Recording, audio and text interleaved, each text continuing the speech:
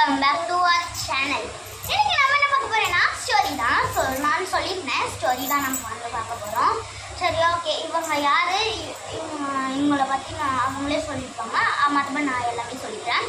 சொல்லுமா, நீ இவ்வளோ நாள் எங்கே போயிருந்தேன், எதுக்கு வீடியோ கூட வரல? சாரி கைஸ், நான் வந்து ஊருக்கு போயிருந்தேன்.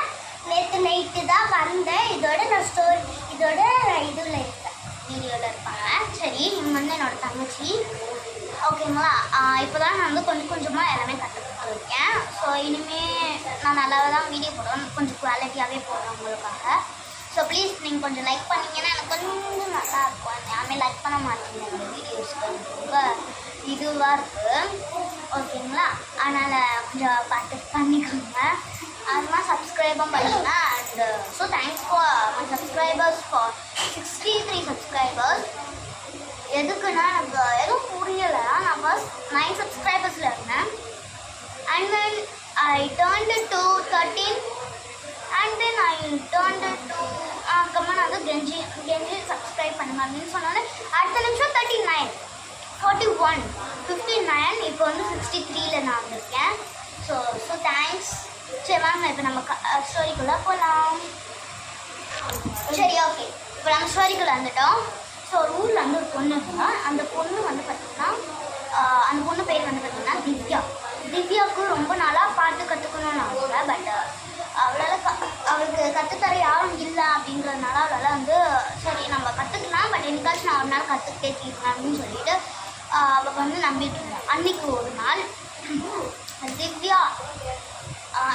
திவ்யாவோட ஊரில் ஒரு போட்டி நடந்தது. அது என்ன போட்டின்னா குவிஸ் போட்டி. குவிஸ் போட்டியில் வின்னானா ஃப்ரீயாக மியூசிக் கிளாஸ் கற்று தருவாங்க. அது திவ்யாவுக்கு தெரியல. பட் திவ்யா வந்து சேர்ந்துக்கிட்டு வின்னும் ஆகிட்டா.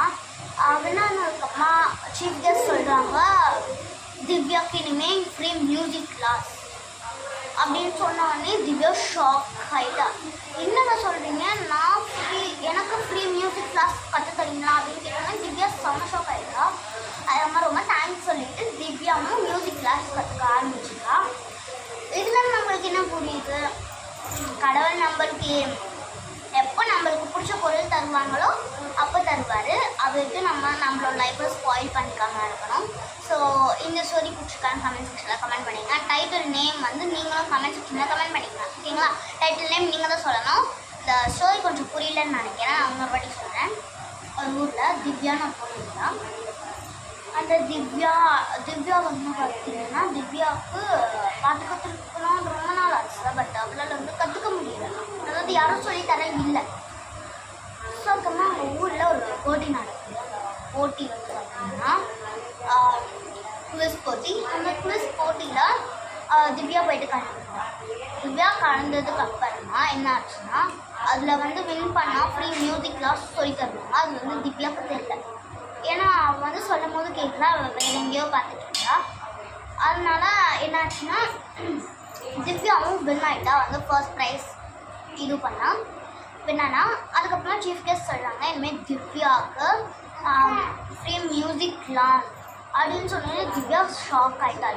என்ன சார் சொல்லுங்க, எனக்கு ஃப்ரீ மியூசிக் கிளாஸ் கற்றுத்தர போகிறீங்களா அப்படின்னா, ஆமாம் திவ்யா, அது வந்து உனக்காக தான் அப்படின்னு சொல்லிட்டு சீஃப் கெஸ்ட் சொல்கிறாங்க.